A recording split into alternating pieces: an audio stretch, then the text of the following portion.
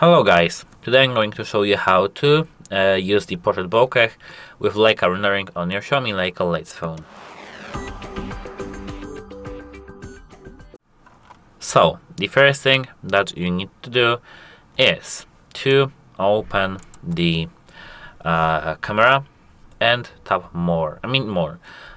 Just go to the portrait. Now once you see the portrait, tap this button over here.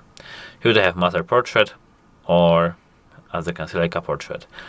Select Leica Portrait, and now here you have Leica filters: Vivid, Natural, Chrome, Classic, Contemporary, Eternal, Brass, Steel, and some other, as you can see.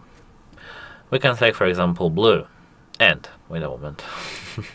We can select, for example, blue, and to adjust the portrait bokeh, just here tap on the focal length, and here you have the Summilux, Sumicron, Noctilux, Tambar, and Anamorphic. And that's how it works. Goodbye.